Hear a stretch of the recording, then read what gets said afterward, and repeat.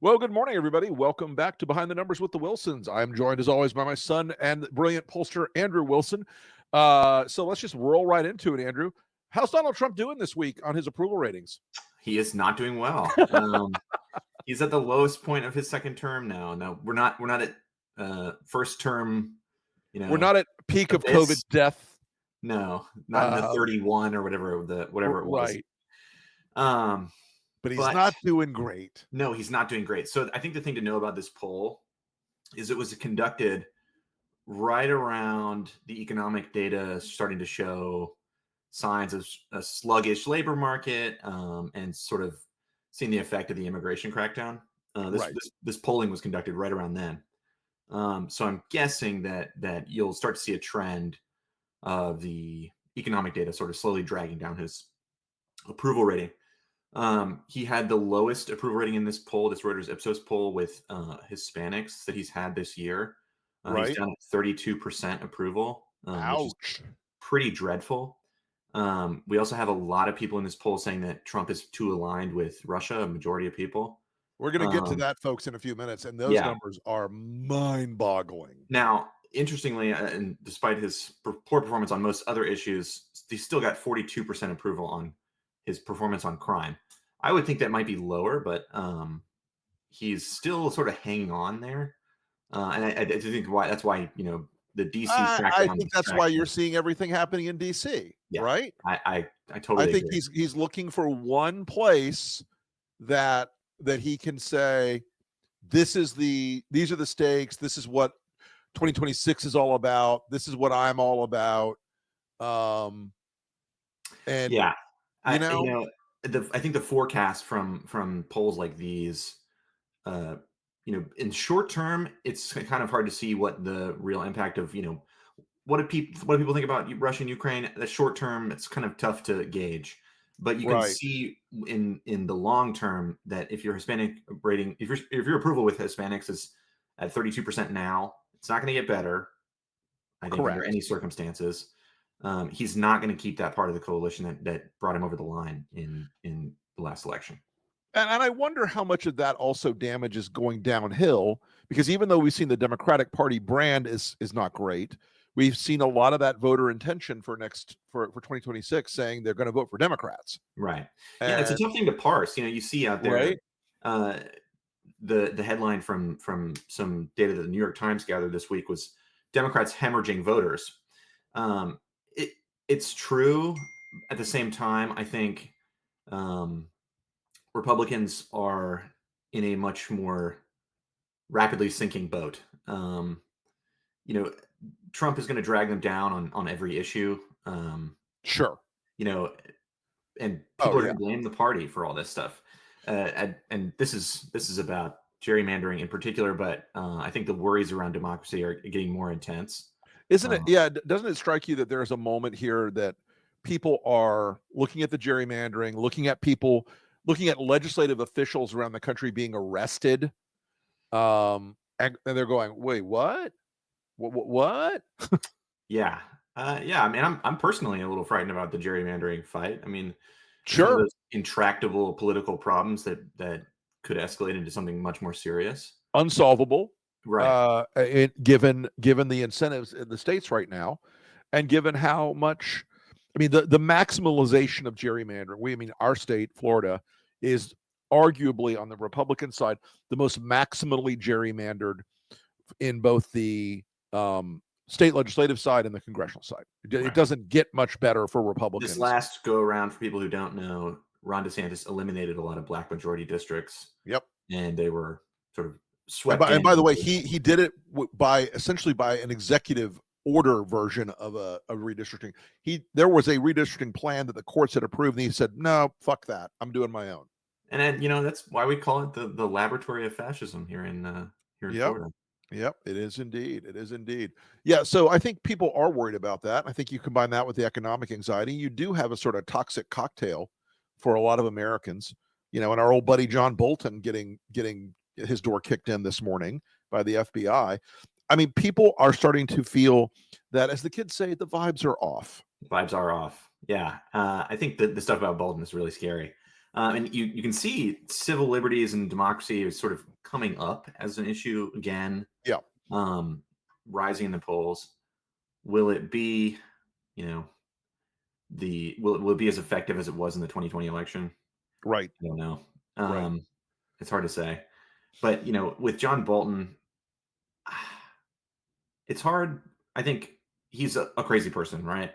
But I think a lot of people see this as, another step towards, a president with no guardrails at all. Right. And, Um, and look, I think, and I said this on a live this morning, if people think this is going to stop, they are mistaken.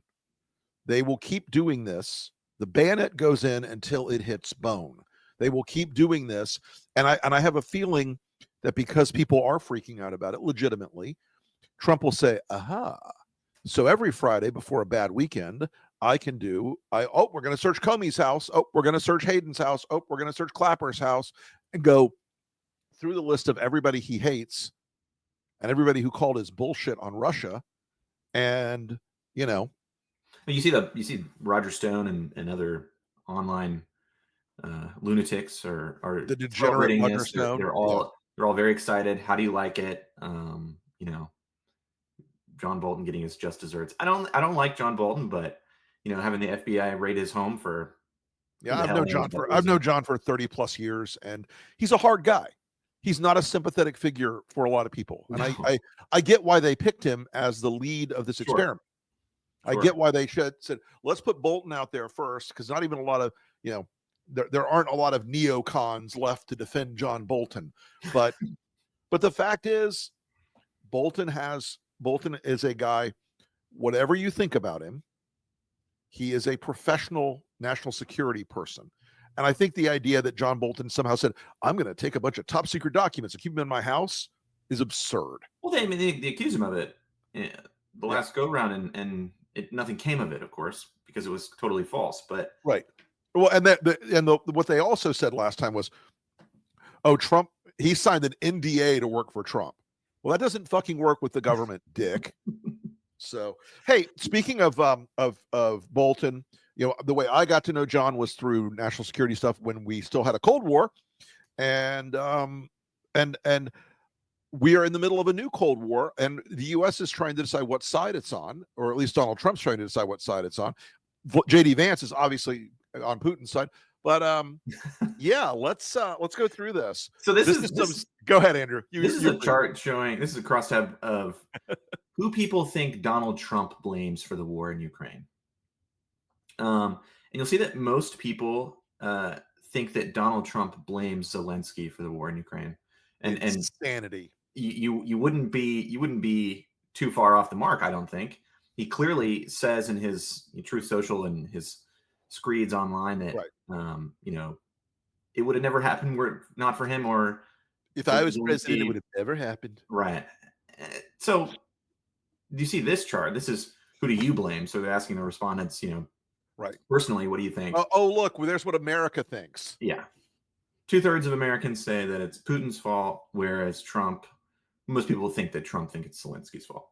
I mean, that 4-5%, that 4% aggregate, 5% men, 3% women, and so on.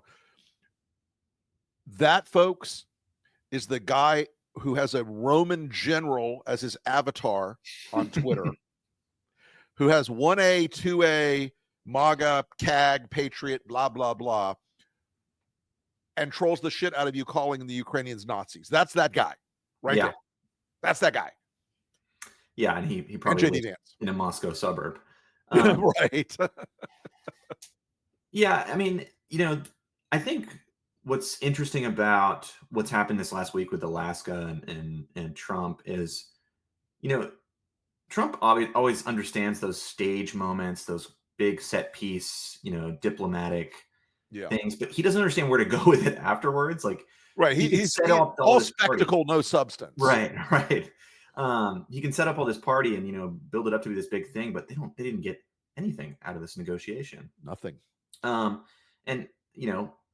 and as he keeps saying, oh, I want Vladimir to be my best friend.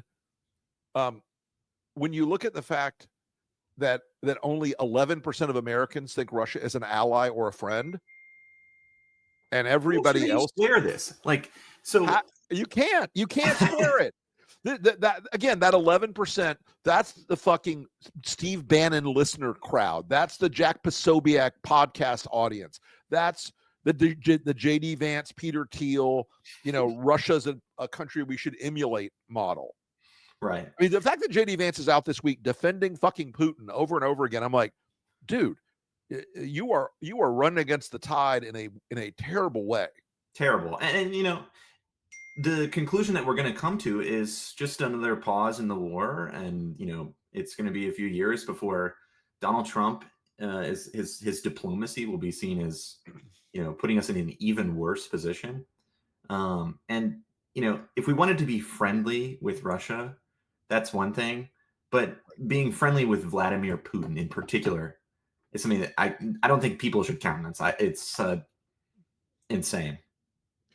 It is a real misread of the country, and it is interesting to me that even Trump has not been able to pull even the MAGA base across the finish line on this issue.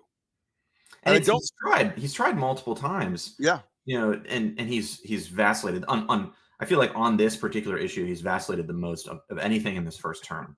He's gone back and forth. And I know that's saying a lot, because I mean, with tariffs, ask him 1 hour, you get a different answer. 8% favorable for Putin.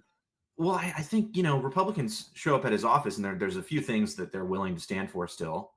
Occasionally. Ukraine is one of those things where, a large enough subset of congressional and powerful Republicans are willing to stand up for Ukraine. Yep. Clearly, because they understand that, most people in the country would say that Russia's our foe and Ukraine is our friend. Right. So this is actually an approval rating of Vladimir Zelensky. It's better than Trump's. Well, look at that. Vladimir Zelensky is more popular than Donald Trump in this country. How about that? And now, how about that? We don't want to harp. I don't know if we should tell people that, because purposes. Those are fake news numbers. Those are lies. Those numbers are lies. Yeah, it's all fake. It's all fake to Trump. What are you gonna do? Well, I think this is actually really telling. Yeah. Also, yeah. This number is I think reflects the Republican reflexive loyalty to Trump. Yeah.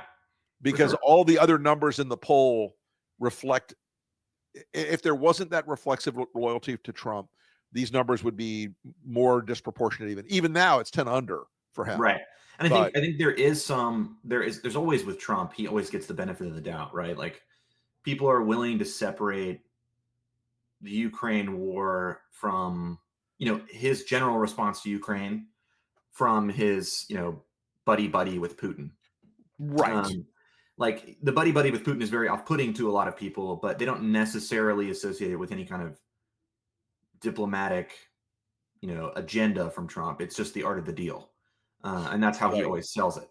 So he does get that benefit of the doubt. But I think, don't you think, though, when you see a week like Alaska, and then having the Europeans come and basically give him adult supervision, and then Putin keeps bombing Ukraine, and then he doesn't get anything out of 2 weeks of drama and spectacle, don't you think that really hits him hard? I think it will later down the road. I mean, the lens of history is going to be very, very punishing to Trump on this particular week. Right. But, I think it'll slowly erode his numbers on that particular issue. Wow. It's like, think about major crises in the past, Cuban Missile Crisis being a perfect example, versus how Trump has handled this week. This is a really consequential week, and he has absolutely screwed it up at every single point. Right. And, he set up this big set piece negotiation. It was, going to be the diplomatic, summit of the century, all this stuff. And he just, it was nothing. You can't treat diplomacy like professional wrestling. It turned out to be absolutely nothing. Which I thought, is impressive even for Trump to make something, it seemed meaningless in the end. But I think, as the war goes on, you're starting to see polling slip for Ukraine occasionally, and then bounce back when Yep. Russia does something really horrific. Um, you know, I think Trump's position with MAGA, he can't convince them all that the Ukraine war is anything they should worry about. He can't convince any of them really. Right. But there will come a time where the American public is going to start to sour on it in some ways and get very Look, that tired. that tends to happen. I think we've got 3 years in though, and I think the villain in the story is so dramatically a bad guy, so dramatically a villain, that it's hard for that natural break in support to occur. Right. And, You know, especially with Putin coming to Alaska and essentially trotting all bitch over slap. Trump. I mean, Yeah, yeah. he sucked all of the air out of the room and said what he wanted to say and then got back on the It, plane. it really was remarkable that that and again I keep looking at all these numbers, and the people who are the Putin cohort in America, folks, it's under 5%. It's a tiny and loud portion It's of loud and it's noisy and it's online and it's MAGA social media, but America supports Ukraine. And yeah, I think you're right, Andrew. I mean, there's always historically been a drop off in war public support exhaustion. of It just happens. yeah, right. It happened in But World War II. right, It happened. of course. It's never not happened. You'll see it. You'll see it. I think for many reasons. You'll see it among minority voters. Black and Hispanic voters tend to be really open to the argument that we should be spending this money at home. Sure. So if you ask them about any national security, foreign intervention, military spending, you probably get a similar answer. And that does explain in some ways why the peace president line that Trump used all throughout 2024 was so effective and how he pulled in these other people. I'm ending all the wars. Right. Number foreign wars. For Black and Hispanic voters who want to see more domestic spending, that sounds like a very promising prospect. Yeah, but the irony is, and this is, we always talk about this, bank shot arguments never work. America is in a net profit position in terms of jobs and money. On the money's been spent. It's been spent here in American arms factories, Orlando, Florida, where they're making, where they're making weapon systems like ATACMS that go, that are not like given away. They're sold. Yeah. So, yeah, I think the other number that really struck me this week about Trump is only 31% consider him trustworthy. And I think when he's on a winning streak, people can forgive that a little more. Sure. But he is on a losing streak right now on the economy, on foreign policy, and he doesn't look like a winner right now. He doesn't look like a winner. I think that's really funny about the 2-week schematic that he keeps doing, where he says, I'll make a decision in 2 weeks, or we're doing this in 2 weeks. I think that's really interesting because on the campaign trail, you could see he was on this. He had all this momentum. He could say, he could promise the sky and anything like that. And inauguration day was some time in the distance. But now he's back in the Oval Office, and this has always been his challenge: is actually governing. Correct. He has no skill for it, and he has no desire for it. Sloppy. And this is why he fails to deliver on these 2-week promises every time. It's some kind of disappointment. It's some kind of flip flop or whatever. And you'll start to see him as less trustworthy as the economic numbers sort of start to conflict with his industrial gospel. Right.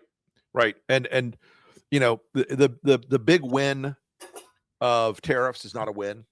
It's a cost. The big win of signing up to Putin is not a win. It's a cost. All of it is it's such a broken. This is what baffles me about Putin. What does he get? What do we get? What is the deal for Putin that we get from this?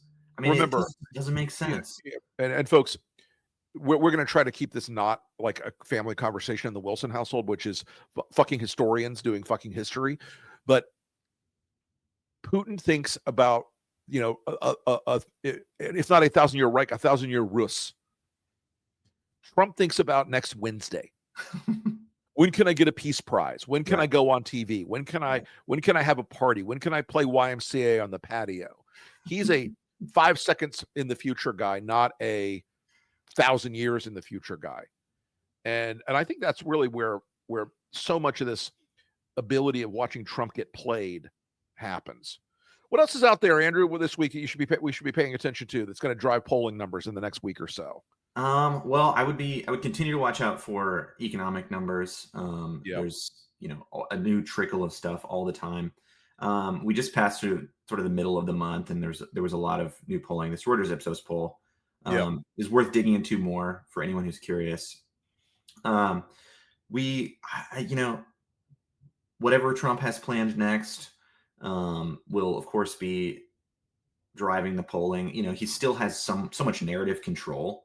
And Right. I think John Bolton, this situation sort of illustrates that. Like, that will be what the polling is about for, well, I think it's an overstatement somewhat, but that will be what people are talking about and thinking about. And if he does something similar, if there's another raid, or if this progresses in some way, you'll see, like I said, civil liberties start to tick up as a serious issue. But I think a lot of the problem that we on the anti-Trump side is that he relinquishing control of the narrative, I think, will be the last thing that Trump will do as a president. Yeah. We still really struggle. He'll cling to that shit to his deathbed. Yeah, seriously. So, all right. Well, Andrew, I know you have a big day ahead of you, and I do. We were going to let you go. Thanks everybody for watching Behind the Numbers. We'll be back again. Actually, we might not be back next Friday because I'm going to be in another country. But we might. We'll see. We may pre-tape. Anyway, talk to you guys soon. Andrew, I'll talk to you later. Squeeze my grandchild for me, and I will. We'll see you guys next week. Thanks for watching Lincoln Square, everybody. Talk to you soon.